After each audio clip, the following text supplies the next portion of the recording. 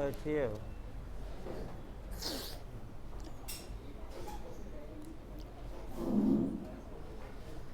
देखिए आपका कल ये संविधान नियम में आपका सेक्शन 15 पढ़ाया गया था। फिर एक बार दोहरा दिया जाए तब भाई आगे बढ़ा जाए आपका। देखिए फिर एक बार धारा 10 से दोहराइए, यानी कि धारा 10 से आपका क्रम बनाया जाता है। सेक्शन 10 में हमने बताया था संविधान नियम का कि कौन से करार संविदाएं हैं, यानी कि कौन सा एग्रीमेंट कॉन्ट्रैक्ट कहा जाएगा। इसमें आपको पहला बताया गया था कि अगर करार के पक्षकार कॉम्पिटेंट हो, यानी कि सक्षम हो। सक्षम कौन होगा, इसका निर्धारण धारा 11 और 12 से किया जाएगा। यानी कि भारतीय संविदा अधिनियम की धारा 11 और 12 बताया गया था कि कौन कॉम्पिटेंट होगा। फिर आपका धारा 10 की दूसरी शर्त है कि पक्षकारों की जो सम्मति या कंसेंट होनी चाहिए वह स्वतंत्र होनी चाहिए, यानी कि फ्री होनी चाहिए। और इसी पर आपको बताया जा रहा था कि फ्री कंसेंट के लिए आपको सेक्शन 13 से लेकर 22 तक पढ़ना है, यानी कि धारा 13 से लेकर 22 तक में कब फ्री कंसेंट माना जाएगा, कब नहीं माना जाएगा, ये पढ़ना है। फिर आपका शुरुआत किया गया था धारा 13 से। धारा 13 में बिहार में बनाया भी था पिछली बार क्वेश्चन। पहला क्वेश्चन तो यूपी में भी बना चुका है कि सम्मति या कंसेंट को कॉन्ट्रैक्ट में किस सेक्शन में डिफाइन किया गया है, यानी कि किस धारा में परिभाषित किया गया है। तो पहला क्वेश्चन आपका रहेगा सेक्शन 13, यानी कि धारा 13। दूसरा क्वेश्चन बनता है कि सम्मति नहीं तो करार नहीं, यानी कि विदाउट कंसेंट नो एग्रीमेंट, यानी कि सम्मति के बिना करार नहीं हो सकता। ये किस धारा का सिद्धांत है पूछ ले तो आपका क्या बताएंगे, धारा 30। तीसरा आपका बताया गया था जो पूछा गया है consensus ad idem. Consensus ad idem का मतलब हुआ एक बात पर एक भाव में सहमत होना। तो जो सम्मत की परिभाषा आपका धारा 13 में दी गई है, बिहार ने भी पिछली बार बनाया था इसके पहले जे में कि सम्मति का मतलब क्या। तो आपका बताया गया था कल की 4 ऑप्शन दिया था बिहार ने। पहला एक बात पर सहमत होना, दूसरा एक भाव में सहमत होना, तीसरा एक बात या एक भाव में सहमत होना, और चौथा एक बात तथा एक भाव में सहमत होना।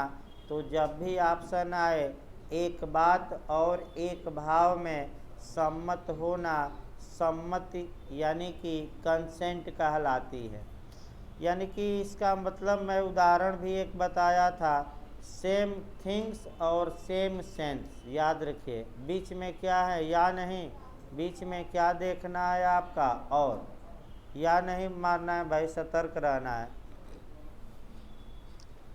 इसके बाद आपका सेक्शन 14 बताया गया था, यानी कि धारा 14 बताया गया था। ये भी यूपीजे में आ चुका है कि फ्री कंसेंट को या स्वतंत्र सम्मति को कहाँ कॉन्ट्रैक्ट में परिभाषित किया गया है। तो आपका जवाब रहेगा सेक्शन 14 में, यानी कि धारा 14 में। धारा 14 में जो फ्री कंसेंट या स्वतंत्र सम्मति की परिभाषा है, कल बताया गया था भाई ये नकारात्मक दी गई है। फिर एक बार दोहरा दिया जाए, यदि धारा 15 में प्रपीड़न या धारा 16 में आपका असम्य कसर, धारा 17 में कपट या 18 में मिथ्या व्यपदेशन या 20, 21, 22 में भूल के प्रावधानों के अधीन सम्मत पाई गई है, तो ये सम्मति स्वतंत्र सम्मति नहीं कही जाएगी। यानी कि स्वतंत्र सम्मति की परिभाषा पॉजिटिव न देकर क्या दी गई है, निगेटिव। इसके बाद आपका सेक्शन 15 बताया गया था डिटेल में, कोर्सन द्वारा या प्रपीड़न द्वारा या धमकी द्वारा या उत्पीड़न करके पाई गई सम्मति को भी स्वतंत्र सम्मति नहीं कहा जाएगा। और यहाँ से भी यूपी, बिहार और हर एक राज्य क्वेश्चन बनाया है। ये आपको बताया गया था कल कि भाई प्रपीड़न का मतलब क्या हुआ। तो अगर संविदा का एक पक्षकार या कोई अन्य व्यक्ति दूसरे पक्षकार को या किसी अन्य व्यक्ति को धमकी देता है, आईपीसी के तहत जो कार्य हैं करके या करने की धमकी देता है, और क्यों आशय ये है कि दूसरे व्यक्ति की सम्मति क्या किया जाए, करार के लिए पा ली जाए, या गलत तरीके से संपत्ति को रोकता है या रोकने की क्या देता है, धमकी। तो ऐसी दशा में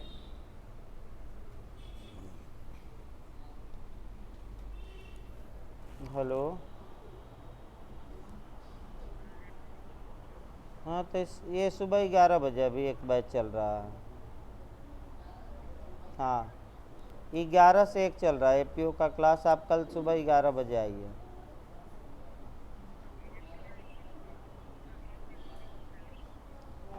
अभी हम 1 घंटे बाद आपको कॉल बैक करते हैं, क्लास में है, 1 घंटे बाद फ़ोन करते हैं।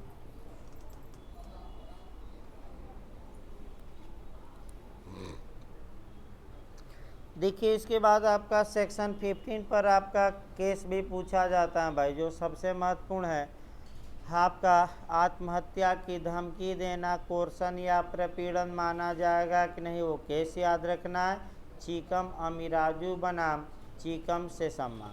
फिर आपका सांविधिक बाध्यता, कानूनी बाध्यता बिहार में पूछा है, प्रपीड़न माना जाएगा कि नहीं, नहीं माना जाएगा।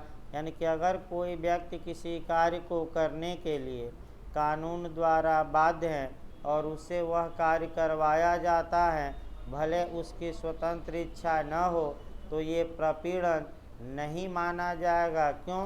क्योंकि वह कानून द्वारा उस कार्य को करने के लिए क्या है, बाध्य। अब आइए देखा जाए, आपका धारा 15 का प्रभाव पूछा जाता है।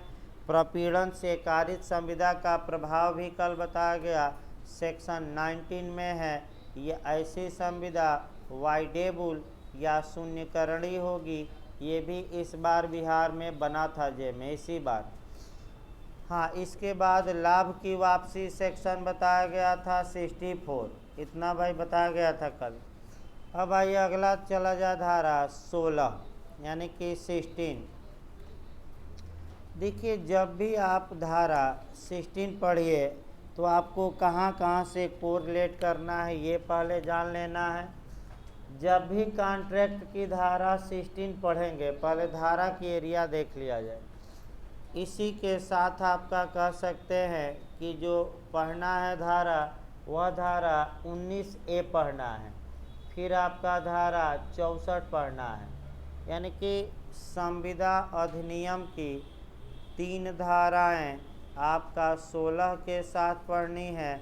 यानी कि धारा 16, धारा 19A और धारा 64। मेंस में भी लिखते समय तीनों लिखना पड़ेगा। इसी के साथ साक्ष्य अधिनियम की धारा यानी कि इंडियन एविडेंस की धारा 111 भी आपको कवर करनी होगी। यानी कि केवल कॉन्ट्रैक्ट से काम नहीं चलेगा, आपको इसके साथ एक और धारा पढ़नी पड़ेगी। कौन सा?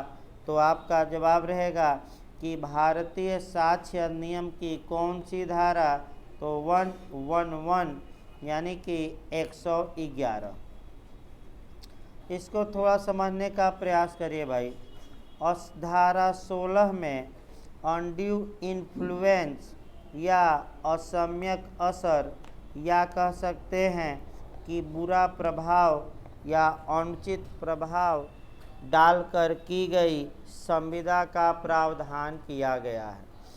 तो 2-3 पहले उदाहरण देखा जाए अनुचित प्रभाव या बुरा प्रभाव का, तब आगे बढ़ा जाए भाई। देखिए कानून क्या कहता है। कानून ये कहता है कि अगर ए और बी दो व्यक्ति हैं, आपका दो जो ये उदाहरण बताया जा रहा है, पिछली बार आपका बिहार जे में मैंने इसके पहले वाले में आपका डायरेक्ट उदाहरण से पूछा था कि गुरु चेला का संबंध किससे प्रभावित माना जाएगा, कपट से कि असम्यक असर से कि प्रपीड़न से कि मिथ्या व्यपदेशन से, ये पूछा गया था। तो गुरु चेला का जो रिलेशन है वह आपका किससे कवर होगा, सेक्शन 16 से यानी कि धारा 16 से। और क्या माना जाएगा, असम्यक असर। तो सबसे पहले असम्यक असर का या अनड्यू इन्फ्लुएंस का या बुरा प्रभाव का या अनुचित दबाव का या अरिज दबाव का पहले उदाहरण देखिए। ए गुरु है और बी चेला। ये थोड़ा लंबा भाई सेक्शन है आपका, बता दिया जाए। ये एक दो सेक्शन आपका जो है ये थोड़ा लंबे हैं, इसमें समय लगेगा 16 में तमाम एंगल से क्वेश्चन भी बनते हैं। फिर 17 में समय लगता है, मैंने एक दो धाराओं में थोड़ा पढ़ाने में समय लगता है।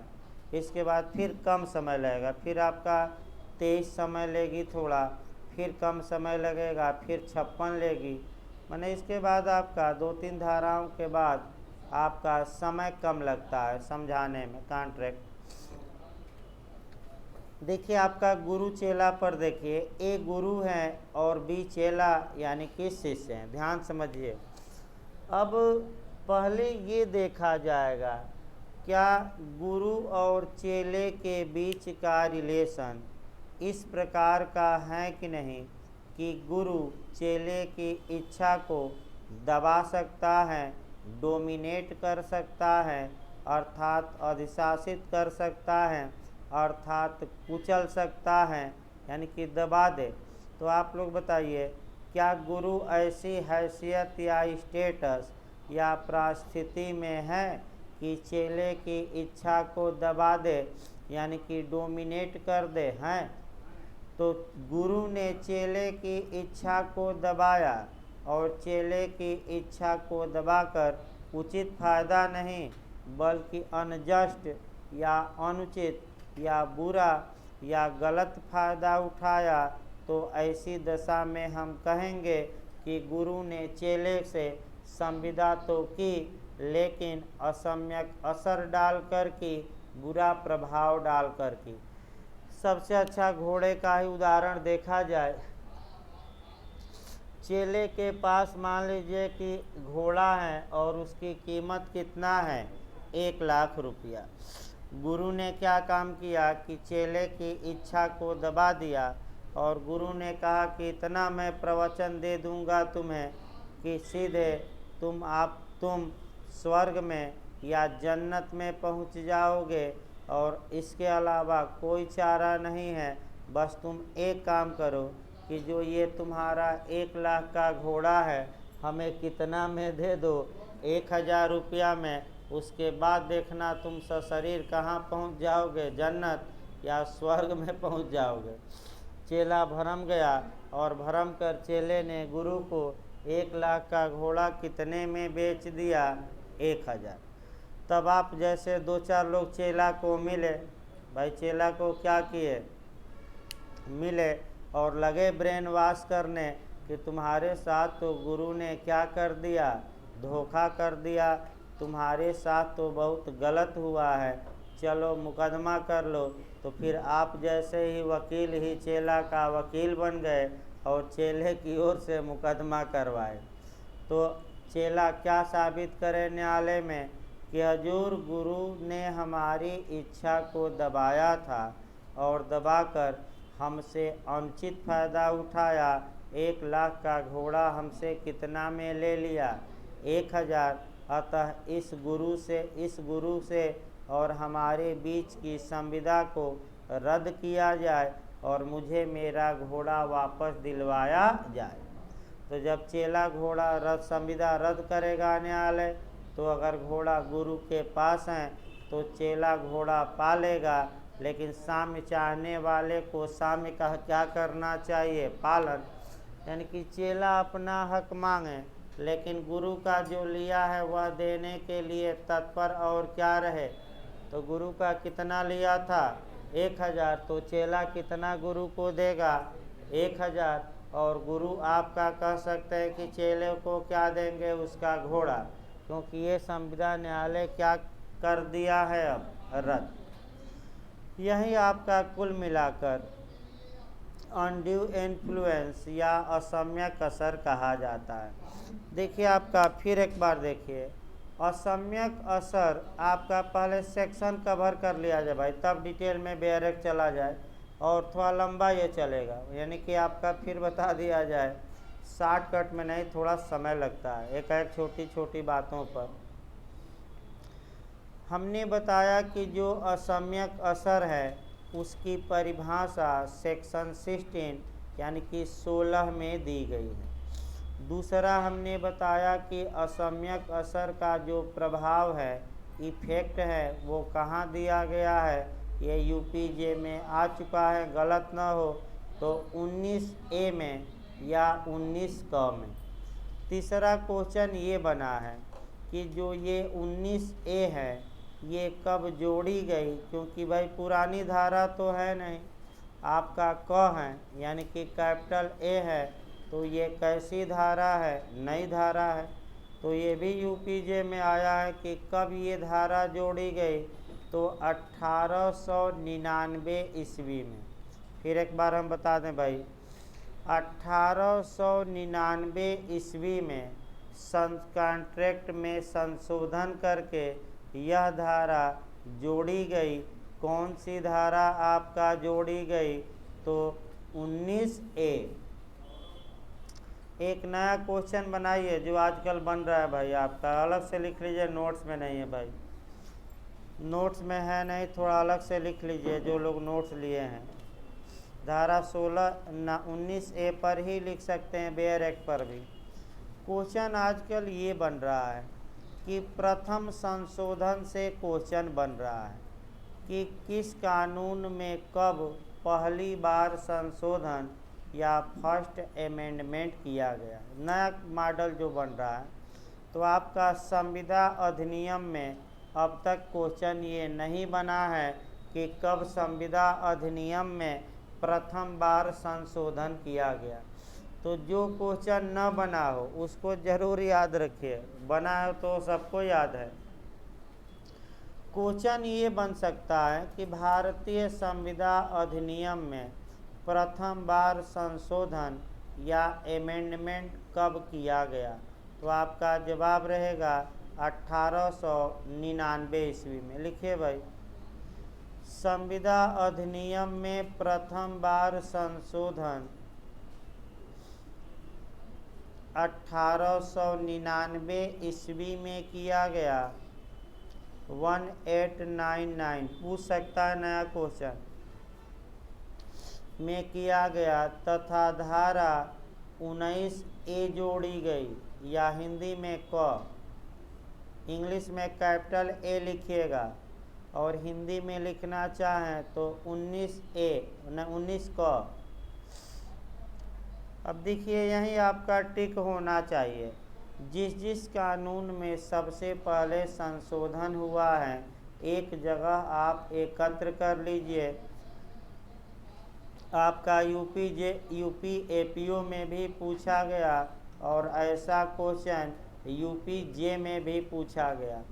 यूपी एपीओ में जो आया ऐसा क्वेश्चन इस बार मैंने 2018 वाले में, वह ये आया कि साक्ष्य अधिनियम में सबसे पहला संशोधन कब किया गया और कौन सी धारा निश्चित की गई?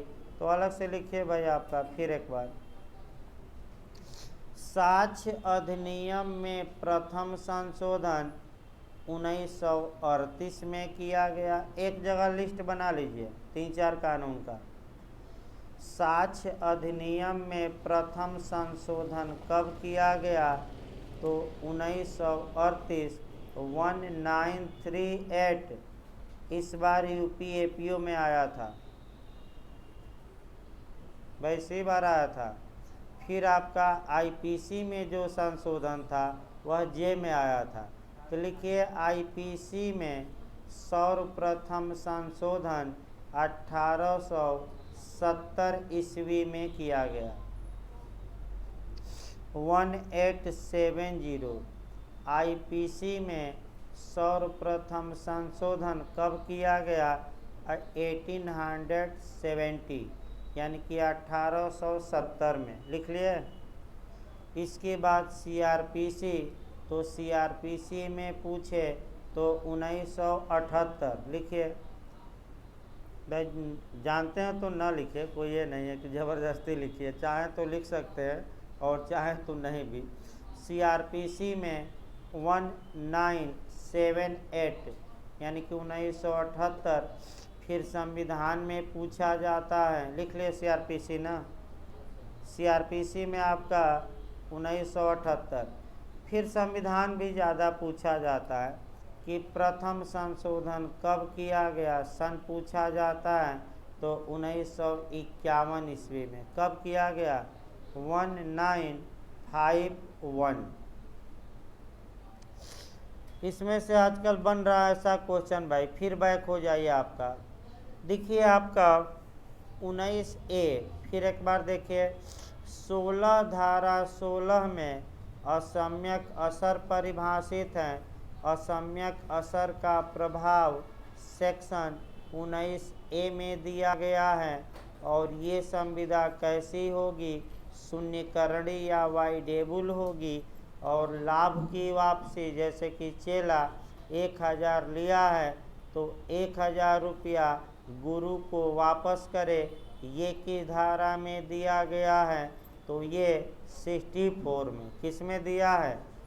तो 3 धारा कॉन्ट्रैक्ट की पढ़ेंगे आपका 16, इसके बाद 19 से, और इसके बाद कौन 64 हम पढ़ाएंगे अभी। इसके साथ आपका हम बताएं कि साक्ष्य अधिनियम की धारा 111 पढ़ना है। तो 111 अलग से एक लाइन लिख लीजिए ताकि कॉन्ट्रैक्ट शुरू हो तो अब बीच में साक्ष्य अधिनियम न लाया जाए। देखिए आपका अलग से लिखिएगा कहीं, साक्ष्य अधिनियम की धारा 111, साक्ष्य अधिनियम की धारा 111 असम्यक असर के बारे में उपधारणा से संबंधित है। असम्यक असर के बारे में प्रिजम्पशन या उपधारणा से संबंधित है। अनुमान से, उपधारणा से संबंधित है। एक बस उदाहरण देखिए, अब इसको ज़्यादा नहीं लिखना है। यदि न्यायालय के समक्ष कोई समव्यवहार या ट्रांजैक्शन पेश किया जाता है और न्यायालय देखता है, यानी कि समव्यवहार देखने से ही लोकात्मा विरुद्ध प्रतीत होता है, अंतरात्मा के विरुद्ध प्रतीत होता है, अर्थात गुड कंसेंस के या अंतःकरण के या अंतरात्मा के क्या हैं? विरोध में है। तो ऐसी दशा में क्या होगा? तो न्यायालय ये मान कर चलेगा कि गुरु ने चेले की इच्छा को दबाया होगा, और दबाकर कैसा फ़ायदा उठाया होगा? अनुचित। यानी कि अब चेले को नहीं साबित करना है कि गुरु ने हमारी इच्छा को दबाया, अब गुरु को साबित करना पड़ेगा कि हमने इसकी इच्छा को दबाया नहीं। तो ये अनुमान लगाया जाता है किस धारा में? एविडेंस के आपका 111 लगा सकता है न्यायालय। अब आइए आपका कह सकते हैं कि धारा 16 में जो केस आता है वह देखा जाए। नोट्स में पहले ही हैं और ये केस बिहार में 3-4 बार आ चुका है। आपका Allcard versus Skinner, Allcard versus Skinner notes में है भाई, ये बिहार में आ चुका है 2-3 बार। अंडरलाइन कर लीजिए इसको। तो यूपी में भी आ सकता है।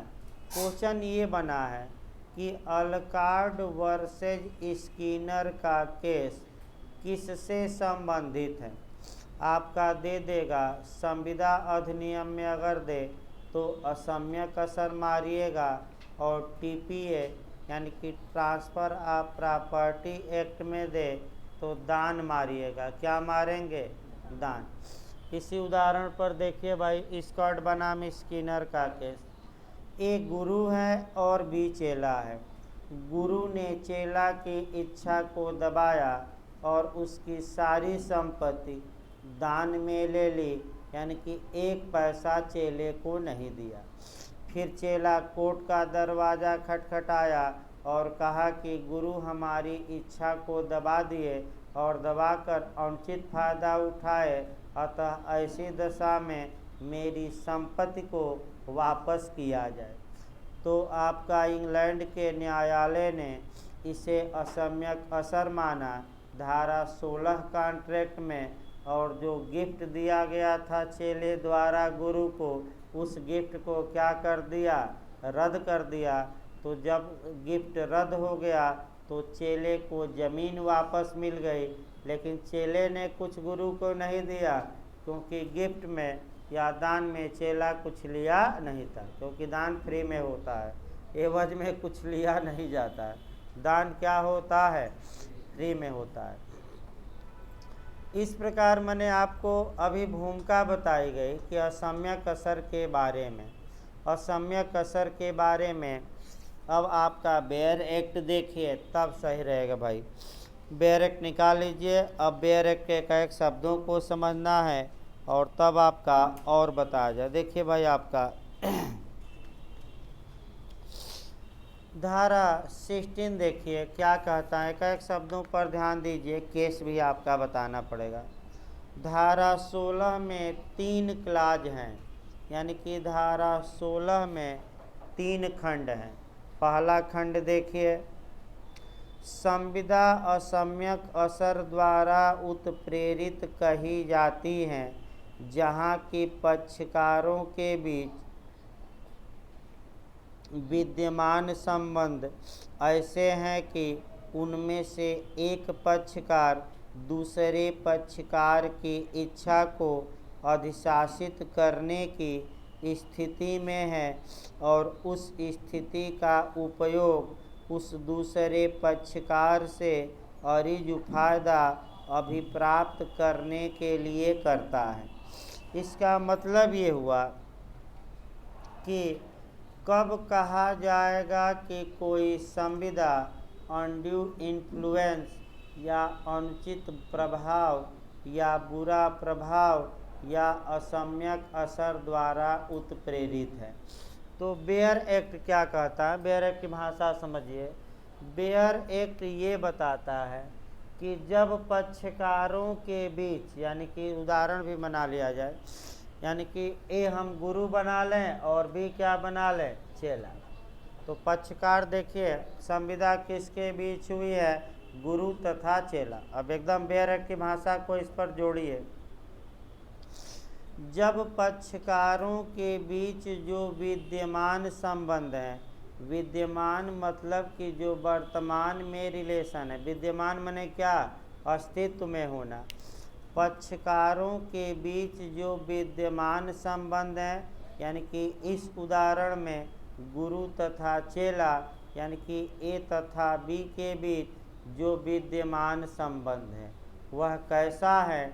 वह ऐसा है जिसमें कि एक पक्षकार, तो एक पक्षकार कौन? ए, दूसरे पक्षकार मतलब कि बी की इच्छा को अधिशासित करने की हैसियत रखता है, यानी कि अधिशासित करना मतलब कुचल देना, दबा देना, डोमिनेट कर देना या दबा देना, कुचल देना।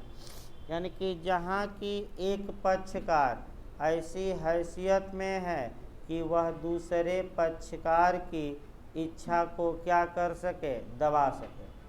और दबा ही सके, केवल हैसियत से नहीं होगा बल्कि दबा सके। तो दूसरा पॉइंट ये आया कि एक पक्षकार ने दूसरे की इच्छा को अधिशासित किया। अधिशासित किया माने डोमिनेट किया। डोमिनेट मतलब कुचल दिया। और कुचलने के बाद अब अगला नियम ये है कि अनुचित ऑरिजु। ऑरिजु मतलब अनजस्ट। अनजस्ट मतलब बुरा। बुरा है तो उसको आसान भाषा में बैरक पर लिख लीजिएगा। ऑरिजु का मतलब कि बुरा। बुरा का मतलब हुआ अनुचित या अनजस्ट। तो यानी कि अनजस्ट फायदा उठाया हो। इसका मतलब कुल मिलाकर ये हुआ कि ए गुरु था और बी चेला था। दोनों के बीच जो रिलेशन है ऐसा है जिसमें कि गुरु बी की माने गुरु चेले की इच्छा को क्या कर सकता है, दबा सकता है।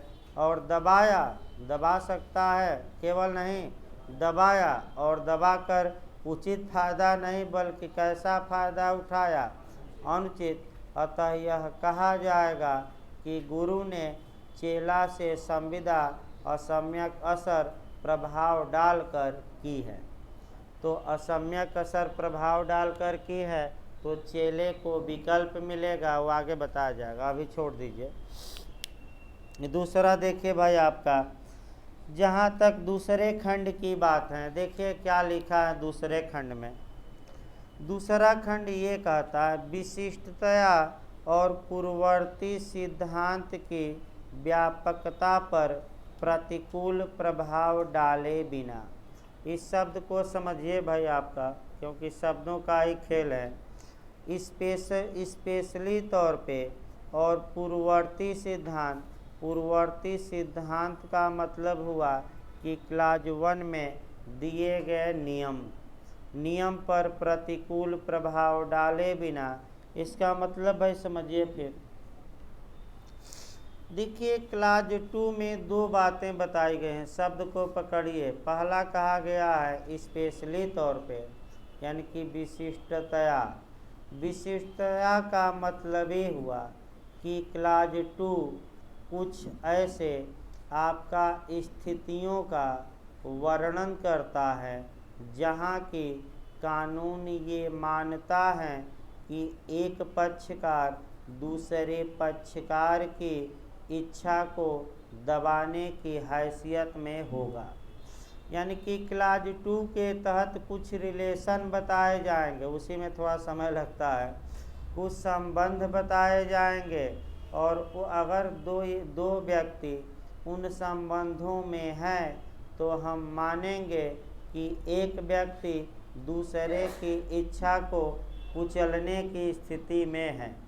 तो संबंध कैसे प्राप्त किए जाएंगे या स्पेशली रिलेशन कहाँ दिए गए हैं, तो क्लाज 2 में। इसको विशिष्टता कहते हैं। फिर अगला शब्द देखिए, पूर्ववर्ती सिद्धांत की व्यापकता पर प्रतिकूल प्रभाव डाले बिना। पूर्ववर्ती सिद्धांत का मतलब कि जो हमने धारा 16 के किस क्लाज में सिद्धांत बताया, 1 में। तो फिर एक बार सिद्धांत मैं तीसरी बार बता रहा हूँ, एक बार नहीं तीसरी बार मैं बता रहा हूँ कि इसे क्लाज 1 कहता है कि दो व्यक्ति हैं, दोनों के बीच विद्यमान संबंध ऐसे हैं कि एक व्यक्ति दूसरे की इच्छा को डोमिनेट कर सकता है। डोमिनेट किया और डोमिनेट करके कैसा फ़ायदा उठाया, अनुचित या अरिज कहा जाता है।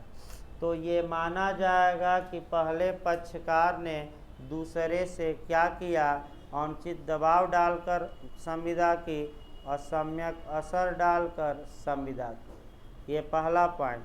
फिर शब्द पकड़िए, पूर्ववर्ती सिद्धांत की व्यापकता पर प्रतिकूल प्रभाव डाले बिना का मतलब हुआ कि जो क्लाज 1 में बातें की गई हैं, क्लाज 2 उससे छेड़छाड़ नहीं करता।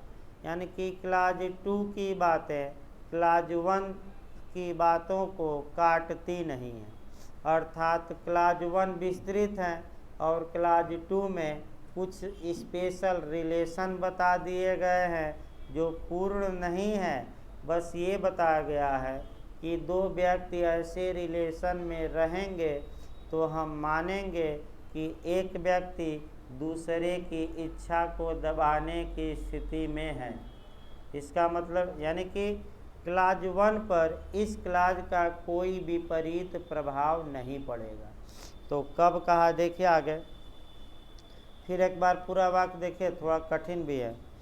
विशिष्टता और पूर्ववर्ती सिद्धांत की व्यापकता पर प्रतिकूल प्रभाव डाले बिना यह है कि कोई व्यक्ति किसी अन्य की इच्छा को अधिशासित करने, मैं लगातार बता रहा हूँ, अधिशासित करना का मतलब क्या हुआ, कुचलना, दबाना, डोमिनेट कर देना।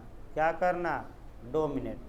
अधिशासित करने की स्थिति में समझा जाता है, समझा जाता है, जहाँ शब्द आए यानी कि माना जाएगा। जबकि वह, यानी कि कब माना जाएगा, जबकि वह, देखिए क्या है, उस अन्य पर वास्तविक या दृश्यमान प्राधिकार रखता है या उस अन्य के साथ वैश्वासिक संबंध की स्थिति में है। अब 3 बातें आपका देखना है। कब कहा जाएगा कि एक व्यक्ति दूसरे की इच्छा को दबाने की स्थिति में है, तो पहला 3 पॉइंट, इसी को थोड़ा डिटेल में चलना है। जब एक पक्षकार दूसरे पर कैसा अथॉरिटी, कैसा अधिकार, कैसा प्राधिकार रखता है आपका, तो पहला दिया है वास्तविक। वास्तविक मतलब क्या, एक्चुअल, वास्तविक। दूसरा क्या दिया है, दृश्यमान। और तीसरा आपका क्या दिया है, वैश्वासिक। फिर एक बार इसको समझिए, तो थोड़ा कठिन है भाई। यानी कि क्लाज 2 का उप क्लाज ए बताता है कि अगर कोई व्यक्ति किसी दूसरे पर वास्तविक रूप में, एक्चुअल रूप में कोई अथॉरिटी, कोई प्राधिकार, कोई अधिकार रखता है, तो हम कहेंगे कि एक पक्षकार दूसरे की इच्छा को दबाने की हैसियत रखता है। दूसरा क्या है, अगर एक पक्षकार दूसरे पक्षकार पर कोई आस्टनेबुल यानी कि दृश्यमान, दृश्यमान का आपका, दृश्यमान का मतलब ये हुआ कि आपका दिखाई नहीं देता। दृश्यमान का मतलब ये हुआ कि वास्तव में वह वास्तविकता दिखाई नहीं देती, लेकिन आपका वह वास्तविकता है। यानी कि जैसे कि आपका दृश्यमान, एक उदाहरण बताया जाए भाई, अभी बताया जाएगा आपका 7-8 उदाहरण। जैसे कि पेट्रोल पर टैक्स लगा और पेट्रोल महंगा भी हो गया है, तो विपक्षी शांत बैठे हैं। इनको क्या करना चाहिए, यही मौका है कि सरकार का विरोध करते और सरकार के नाक में दम कर देते। लेकिन विपक्षी पार्टियां इस मुद्दे पर क्या हैं, बहुत ज़्यादा विरोध नहीं कर रहे हैं, बस शांत बैठी हैं। यही मौका है कि अपनी राजनीति क्या किया जाता, चमका लिया जाता, लेकिन सब शांत बैठे हैं। अरे भाई 2-4 दिन कार्यकर्ताओं को भेजिए, नेतागिरी करना है, 2-4 लाठी खाएंगे तभी तो बबुआ बड़ा नेता बनेगा, ऐसे कैसे नेता बन जाएगा। तो अलग बात है भाई। देखिए आपका दृश्यमान का मतलब कि दिखाई नहीं देता, ध्यान समझिए। यानी कि वास्तविकता कुछ और है और आपका कह सकते हैं कि आपका दिखाई कुछ और देता है। वास्तविकता और होती हैं, जैसे कि आप कह सकते हैं महाभारत काल में जब दुर्योधन जा रहा था तो आपका थल था और वह अपना धोती उठा के चल रहा था, तब तक द्रौपदी जी ने हंस दिया और यह हंसी क्या करा दी, महाभारत। यानी कि आपका दृश्यमान का मतलब हुआ कि वास्तव में वो सत्य नहीं है, लेकिन माने वो दिखाई नहीं देता, आपका कुल मिलाकर दिखाई नहीं देता, लेकिन है प्राधिकार। तभी हम बताएंगे कुछ उदाहरण इसके।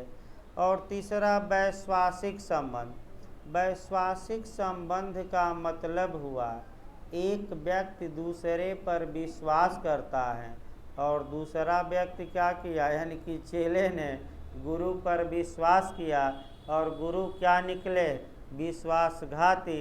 तो क्या गुरु और चेले के बीच का संबंध विश्वास का संबंध माना जाएगा कि नहीं, माना जाएगा। तो और भी संबंध देखने, केवल गुरु चेला नहीं, यानी कि कुल मिलाकर फिर एक बार बैक हुआ जाए तब आपका और भी 7-8 उदाहरण और केस पढ़ने हैं।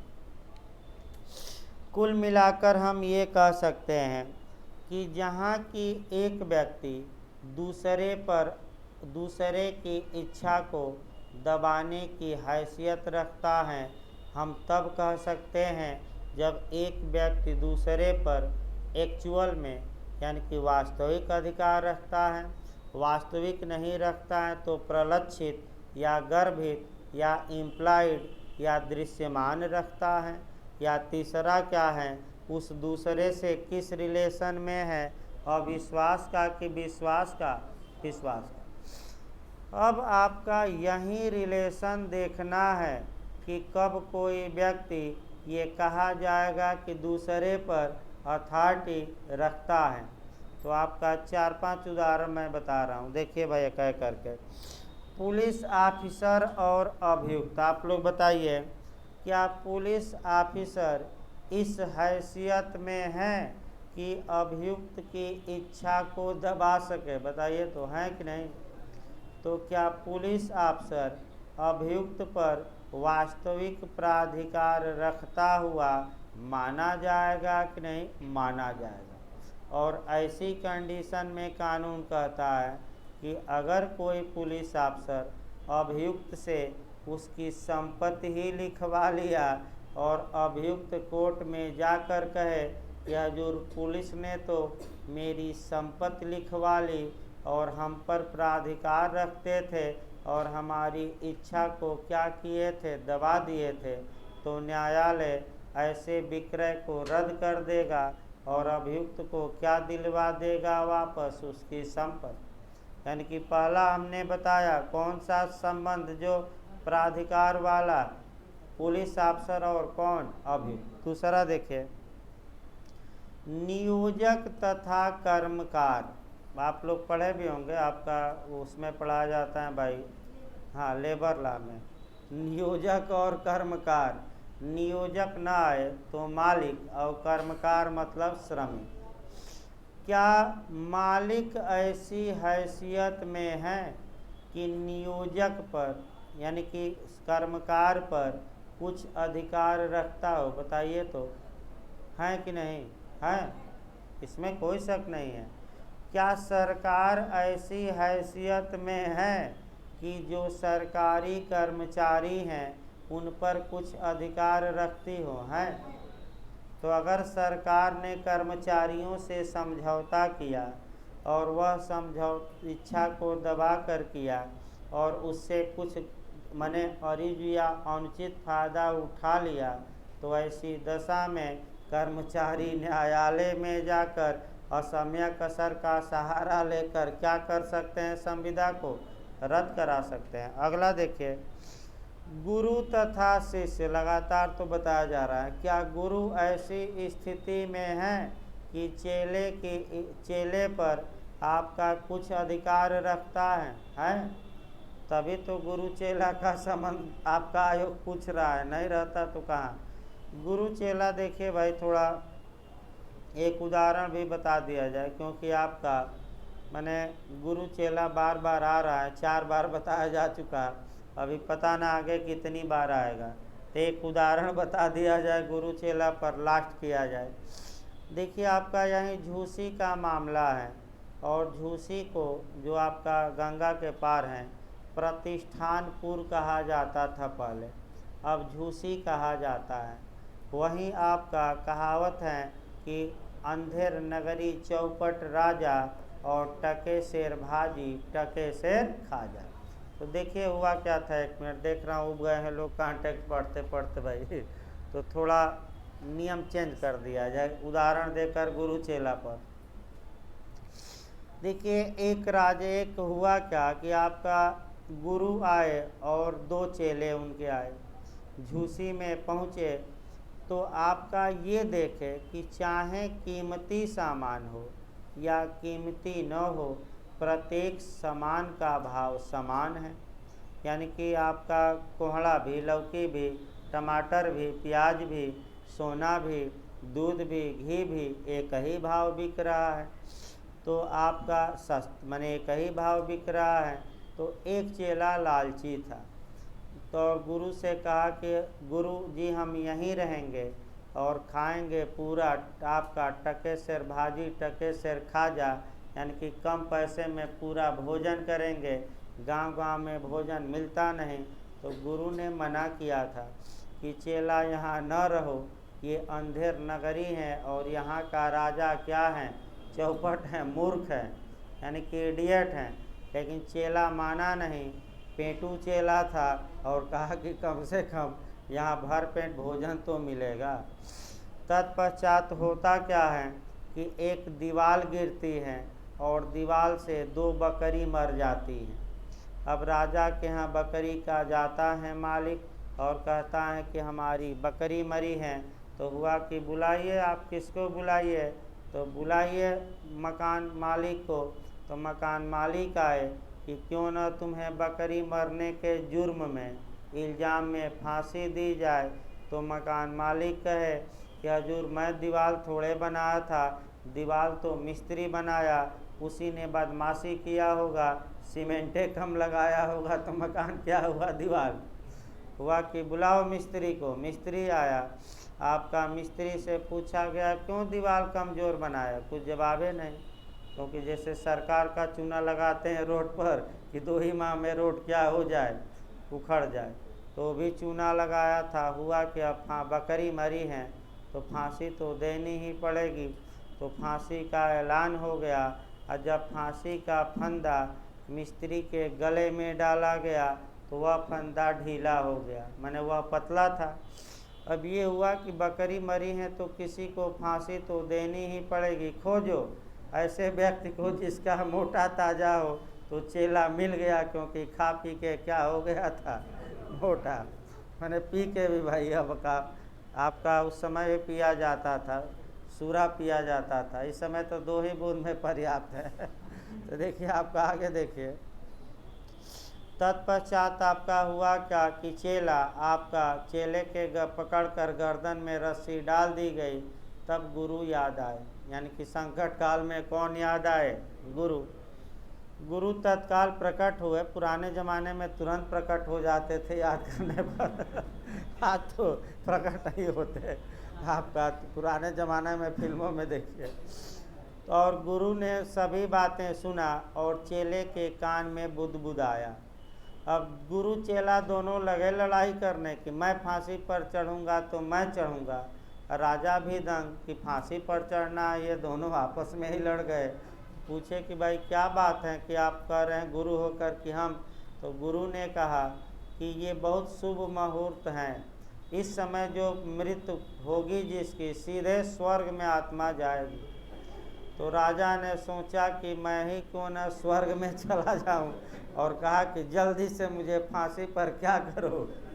और राजा लटक गए और मर गए। और आपका मूर्ख राजा से लोगों को क्या मिला, निजात। तो इसी को आपका चेला और गुरु चेला पर कहानी बताई गई। फिर बैक हो जाइए भाई। देखिए आपका अगला नियम ये है कि अगर दोनों पक्षकारों के बीच आपका विश्वास का, बिलीव का अगर संबंध है तो कहा जाएगा कि एक पक्षकार दूसरे पक्षकार की इच्छा को दबाने की स्थिति में है। अब किन किन के बीच विश्वास का संबंध है, ये तो भाई पूरा लिस्ट बताना संभव नहीं है। फिर भी मैं 7-8 उदाहरण बताऊंगा जहाँ कि एक व्यक्ति दूसरे पर क्या करता है। तो सबसे पहले फिर आ गए गुरु चेला। क्या गुरु चेला गुरु पर विश्वास करता है कि नहीं करता है। इसके बाद न्यासी और हिताधिकारी, जो हिताधिकारी होते हैं वह न्यासी पर विश्वास करते हैं कि न्यासी हमारे हित में क्या करेगा काम। इसके बाद वकील और मुवक्किल, सबसे महत्वपूर्ण ध्यान में रखिएगा, आपका एडवोकेट साहब और क्लाइंट यानी कि मुवक्किल यानी कि कक्षीकार। भाई क्लाइंट कहा जाता है आपका इंग्लिश में, आपका मुवक्किल उर्दू में, और शुद्ध हिंदी में क्या कहा जाता है, कक्षीकार। अब कक्षीकार मतलब कि क्लाइंट। तो बताइए क्या वकील और क्लाइंट के बीच क्या विश्वास का रिलेशन है कि नहीं है। क्लाइंट वकील पर क्या करते हैं, विश्वास। अब विश्वासघात करा दीजिए वकील साहब द्वारा, तभी तो सही रहेगा। क्लाइंट आया कि हजूर हमारा मुकदमा लड़िए, तो वकील साहब ने कहा कि 2 बीघा अपना लिख दो मुझे और तब मैं तुम्हारा क्या लड़ूंगा, मुकदमा। जुगाड़ बहुत तेज़ है हमारा न्यायालय में, तुम्हारे पक्ष में फैसला दिलवा दूंगा, लेकिन ये 2 बीघा पहले क्या करो। तो बताइए वकील साहब ने, क्लाइंट और वकील साहब के बीच विश्वास का संबंध था कि नहीं, और वकील साहब ने इच्छा को दबाया कि नहीं, क्लाइंट की दबाया, और दबाकर बिना पैसा के या कम पैसे में उसकी 2 बीघा क्या किया, तो क्लाइंट रद्द करा सकता है भाई संविदा। अगला देखिए, डॉक्टर और मरीज, ये तो और महत्वपूर्ण है। क्या डॉक्टर और मरीज के बीच का रिलेशन विश्वास का है कि नहीं है। मरीज डॉक्टर पर विश्वास करता है और डॉक्टर क्या करते हैं, किडनी ही बेच देंगे। या कई डॉक्टर आपका प्रयागराज के भी थे, यानी कि नहीं कि यहाँ नहीं है, और कई डॉक्टर प्रयागराज के थे। एक बंसल जी थे जो मारे भी गए इसी चक्कर में।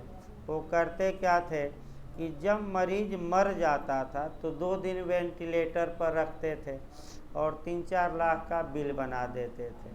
तो कई लोगों से झगड़ा हुआ और बिना पैसा दिए लाश ही नहीं जाने देते थे, और तत्पश्चात एक गुंडा मवाली भर्ती हुआ, उसका बिल बकाया था, और फिर आपका कहे कि इतना पैसा दो नहीं तो जाओ, तो धमकी देकर गया था 5-6 माह पहले कि देख लेंगे आपको, और अंत में चेंबर में घुस के मारे गए और रात तक अभी पकड़े नहीं जा सके। खुलेआम मारे सबके सामने, स्केच भी हैं, फोटो भी हैं। तो दक्षिण भारत से मंगाए गए थे भाई, आपका उधर से मंगाकर शूटरों से मरवा कर फिर भाग गए, जाओ खोदते रहो। तो आपका भाई देखिए एक नैतिकता भी होती है, ये नहीं कि कई डॉक्टर हैं कि पेट आपका जैसे ऑपरेशन करना है तो पहले चीर देंगे पेट, और बुलाएंगे मरीज के किसको, रिश्तेदार या परिवार वालों को, और कहेंगे कि देखो 5 लाख रुपया लगेगा, तुम हम अपनी ज़मीन ही हमें दे दो, लिखो स्टाम्प पर कि देंगे, और तब मैं ऑपरेशन करूँगा। ऐसे भी डॉक्टर हैं, डॉक्टर डाइन, यानी कि जिसे कहा जाता है, यानी कि यहीं मुन्ना भाई MBBS वाले। तो आपका मैंने एक लाइन में बस ये जानना है, क्या डॉक्टर और मरीज का रिलेशन विश्वास का है कि नहीं।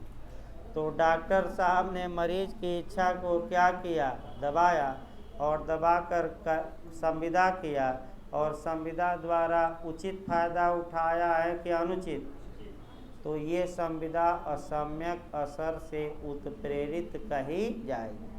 अगला देखिए भाई आपका, माता पिता तथा बालक, क्या माता पिता ऐसी हैसियत में हैं कि अपने बालक की इच्छा को दबाकर और बालक से अनुचित फायदा उठा ले हैं। इसमें कोई शक नहीं, विश्वास का रिलेशन है। पति पत्नी हो गए, ये भी रिलेशन विश्वास का है, पति पत्नी।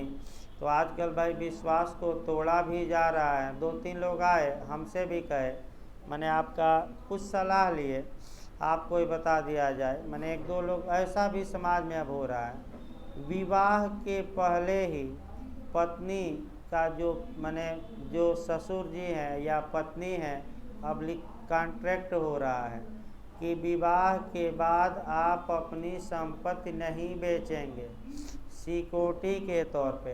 तो भाई जो विवाह का रिलेशन है विश्वास का है, और जब पत्नी को पहले ही नहीं विश्वास है, उसे लगता है कि विवाह के बाद कहीं डाइवोर्स हुआ तो हमें कुछ नहीं मिलेगा, ये तो संपत्ति अपनी क्या करेगा, बेच देगा।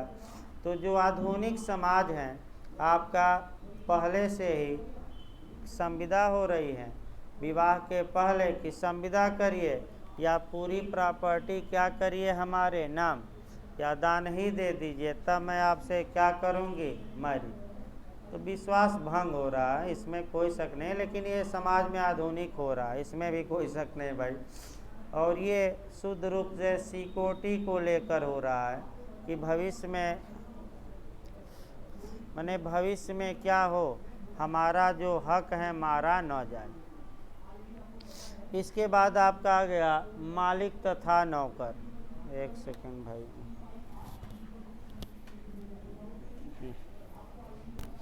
रुकिए बैटरी चेंज करने दीजिए भाई।